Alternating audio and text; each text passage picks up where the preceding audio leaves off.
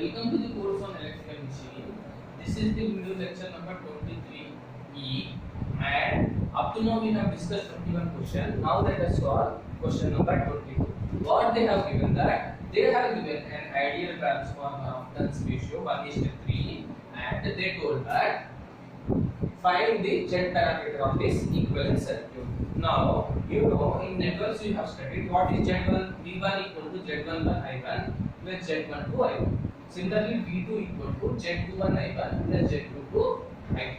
Now find Z11 equal to V1 by I1 and I2 equal to 0. Similarly, Z21 equal to V2 by I1 and I2 equal to 0. And similarly, you can find Z21 and Z22. Now to find, see here, what to find Z11 and Z21, I2 current is 0. Just simply so transfer this impedance on primary side. When you transfer this impedance, see here, this is the 4 ohms primary. Now you should draw in parallel. You cannot keep it series because current in this and in this will be different. Only in parallel circuit current will be different. Now when you transfer the 9 ohm resistance to primary, it become 9 by k square, k become 3, k square become 9, 9 by 9 is 1 ohm, the equivalent will be 4 by 5 ohms. So, the equivalent circuit I am drawing here, this is 4 by 5 ohms, this is I1, this is V1, and the current here is 0.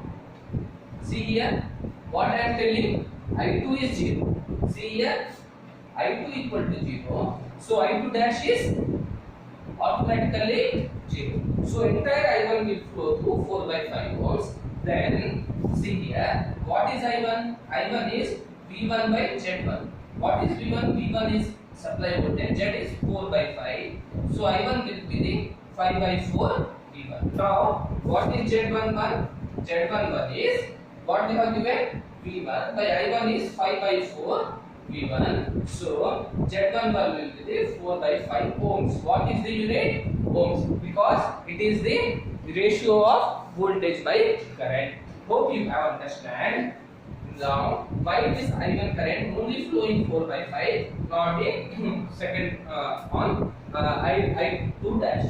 Now let us find, similarly in this case, let us find the value of Z21. This is Z21. See here, this is Z21. Now Z21 equal to V2 by I1. Now this is V1. The similar, if this is V1, this one will be the V1 in parallel. Now this voltage V2 will be the K into V1. So V2 will become K is 3 V1. Now substitute here V2 equal to 3 times of V1. We have already find I1 value. Substitute I1 value here, V1. These two will get cancelled and it will become 12 by 5 ohms. Oh, this will be the correct. Yes, 12 by 5 ohms is the correct value. Now, similarly,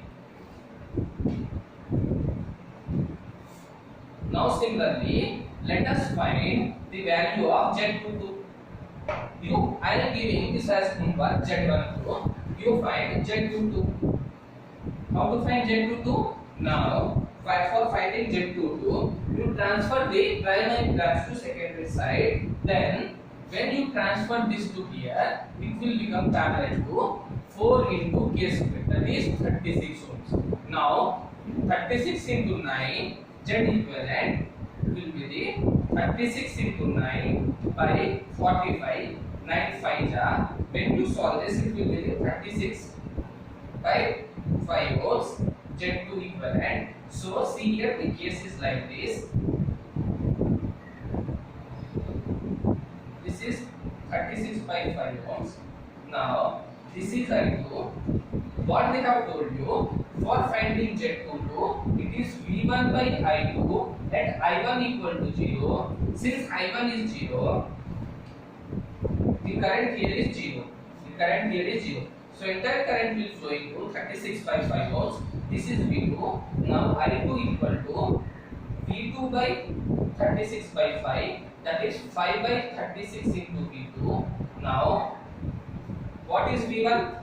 Now this is V1. If you solve this, see here, if you solve this, you will get, sorry, Z22 is V2 by I2. Now substitute Z22 equal to V2 is V2 by 5 by 36. This is 5 by 36 into V2. If you cancel this, you will get Z22 equal to 36 by 5 volts. Now the answer for Z parameter, the entire is 4 by 5, 12 by 5. You solve this as a homework I have given you. Now when you substitute Z22, it is 36 by 5. This will be the answer. Hope you have understand problem number 21. Now guys, let us solve the question number 23. See, they have given this figure. This is an ideal transformer they have mentioned. Turns ratio is 2:1. Now they have mentioned the load is 4 kilowatt at 0.89 lag. Now they are telling to make the whole circuit unity, what is the value of X. Now see what you have to do. First you find this current I. Now you know 4 into 10 to the power of 3. They have mentioned the voltage 110 into I you don't know, I2 0.89. When you solve this, you will get the answer as 40 point, I2 will be 40.858 amperes. Now this will be the I2. Now you transfer this I2 to the primary side. I2 dash, this will be the I2 dash. I2 dash will become 40.858 into K. K will become 1 by 2. So I2 will become 20.429 amperes. Now see here what they have told you, and is what the angle is 0.89 lag means at an angle of minus 27.126. This will be the minus 27.126. Now hope you have understand why I put the negative lag. The power factor they have given at 0.89. Now see here, if you write this in rectangular form, it is 20.429 cos minus 2.126 minus j, because sine of negative will become positive. I am removing this. Cos of negative will be positive only. Now you don't take over, you take bracket like this. Sine 27.126. You close both. This will be the you can write this in this form. Now you observe what they are telling, that this circuit to be act as a unity power factor. You know at unity power factor only constant will be implied. Vertical component is 0. You know, if this is a cos term, this is a sine term, it has to be 0. That is reactive part. You can say reactive part is 0. Only active part will be present. Now from where this current is coming? First point, I2 dash is coming from source. So can be the source power factor unity? Answer is no. Since reactive power is coming from source, its power factor never be unity. Now to make the power factor overall unity, what you will do is supply this current from this X. Now keep X at capacitor. You know capacitor supply reactive power, inductor absorb reactive power. So for transformer to work, we need this reactive power. Supply this X will supply this reactive power, so that source will supply only active power. So your power factor is overall unity. Now hence what is the value of I flowing here? I equal to, see this 110 volts. If you transfer here, it will become 110 by K. K is 1 by 2, so it will become 220 volts. Hope you have understand. Now this I will be the 220 by X, but it has to supply the reactive power. This X has to supply the reactive power, so it will be the 20.429 sine 27.126. Now you solve for X. When you solve, you will get 23.67 volts. Hope you have understand this problem. This is somewhat logical. Now this is one of the most important concepts. Let us see the solution for 24th question. Now they have mentioned 1, 2, 3, 4, and they have asked keep the polarity of dotted character. See here, see the binding, see this binding.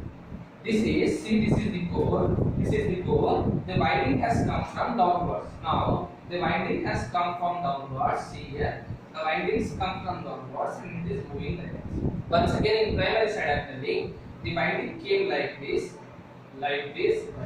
From down, binding has came. See here, secondary also same. From down, binding has came. Okay, first part is clear. Now see, for assuming the dot, let us suppose dotted form. This is assumption. This I told you while finding the dot polarity. There are two methods to find dot polarity. One is keeping a DC source and not allowing to start, not allowing to saturate. Second method is high voltage DC source. That I told you. Let us assume dotted one side, one of the primary. Now see, and suppose current is flowing in this direction. Let us suppose you applied a current direction. You applied the current direction. For what? To finding the polarity direction. Now see, when you apply the current direction in this way, the four fingers will show the current direction and the thumb will show the flux direction. Now see, it is going from downwards to top. See here, see this carefully. The winding has come in this way, so you are using the finger in this way. The winding from downwards and oriented in this way, so you keep your fingers in the current direction. The flux is showing in the downwards direction. So this will be the flux phi. Okay friends, so now it is clear. Now you see, this flux will flow in this direction, but you know secondary flux must oppose the primary flux, so phi 2 will be in this direction. Now see here, see, now since phi 2 will be in the direction, now apply a current I here in secondary. Now apply a secondary current. Now you see, now one point you note, on primary you have to apply current and keep it on accordingly. Now on secondary side you have to apply the current satisfying the flux direction. Satisfying the flux direction is the reference. Which is reference for us now? Flux is the reference. See, I can apply current here like this or like this. Okay? At 4, current direction can be in that way or this way. Or if you are confusing, come here. You can apply current direction. Since we have taken it one, let us take a top rule. Current can be in this direction or in the direction, provided that flux should be in this direction. Now you see, similar same case here. The windings has oriented in this direction. Now to make this flux in this direction, current should be like this, and flux then downwards. See, current when like this, flux should be downwards. Okay friends, if current is in this direction, current will be in this direction, then the flux will be in topward direction. But to satisfy this flux, I told you flux is the reference, phi 2 is the reference. To satisfy this flux, now you should supply current in this direction only. Now when current enters this direction, keep it down, flux is in downwards direction. Hence, this current direction is correct. Current is coming and it is leaving in the direction. Now, as you know, transformer action, if current enters the dot, it must be the dot in another winding. So, dot must be provided at, you can say, dot must be provided at, this is 3 and this is 4. Now, when you see, dot must be provided at either 1 or 4 or 2 or 4. So, you have seen the solution. Now take a case friends where I have changed the orientation of winding of secondary. Primary will remain same. Now secondary orientation has been changed and now find the polarity direction. So similarly assume a dot, this is 1 winding. Assume a dot at 1. Suppose current is flowing in the same direction, then flux will be in this direction. Now see, primary is oriented like this, from downwards it is oriented like this, but secondary it is oriented from top. Orientation has been changed. So now since the flux in direction, now the flux must be in this direction, phi 2. to satisfy transformer action. Now, since see here, previously I am applying in this direction. Now I have to apply it from top because orientation has changed. Orientation now changed in this way. In this way it has changed. Earlier it was in this way, now in this way. So since it is in this way, flux has to be satisfied. Now, if you see, you cannot do like this. Means it cannot do. It has to come in this way. Okay, friends. See, take this third as reference. If you keep like this, the flux will be upward direction. So current should not enter 3, it should leave 3. If current leaves 3, it enters 4. Now I have told you, when the current enters the dot in primary, it must be at secondary. So dot now at 1 and 3, 1 and 3, or at 2 or 2 and 4. 2 and 4. This is not or 1 and 4, 2 and 3. You can say or here like this. Okay, hope you have understand. Let us move to the next problem. Let us move to the 25th solution. Yes, 25th. They have given this circuit diagram and they told that find the ratio of N1 is to N2 for maximum power transfer. I have solved it earlier, but for clarity sake, let us see because this type of question is important in networks and machine also. Since for maximum power transfer theorem, the value of load resistance must be equal to source resistance. For comparison, you just transfer the 200 to primary side. It will become 200 by k square. That is N2 by N1 whole square. When you solve, N2 by N1 will become 100. Now, yes, then N1 by N2 if they ask, it will become 0.01. Now, sorry, k square now it is k square. Then it is 100. It will become N2 by N1. N2 by N1 equal to 10 and it will be 0. This was asked in gate. Don't do silly mistakes. I forgot the value of space. It may land up in wrong solution. Now one more point you note here that during the question is maximum efficiency. During maximum power, they have asked you find the value of maximum during maximum power, the value of N1 by N2. Now, point number note that during maximum power P max, you can say efficiency is only 50%. So, all electrical circuit never operate for. Sorry, wait here. What they have asked here? 1 minute. I am sorry. It is correct. All the electrical machine never operate on the condition of Pmax. Never operate on the condition of Pmax because the efficiency is 50% only. Because output will be only the 50% and remaining 50% will go as losses. All electrical machine will operate on efficiency maximum condition. See, all electrical machine will operate at maximum efficiency theorem, not at maximum power theorem. This point must be key and this will be asked in interviews if you attend. Never operate any machine based on maximum power transfer theorem. Operate all the machine based on maximum efficiency. See, I told you power transformer and distribution transformer. I told you power transformer is efficiency is nearly 80%. Always power transformer is loaded near 98%, near to full load. See, high efficiency. If you operate that during maximum power, the efficiency is only 50%. So none of the electrical machine, or you can say electrical related thing, will operate on efficiency max, whereas electronics, all electronics will operate at P max.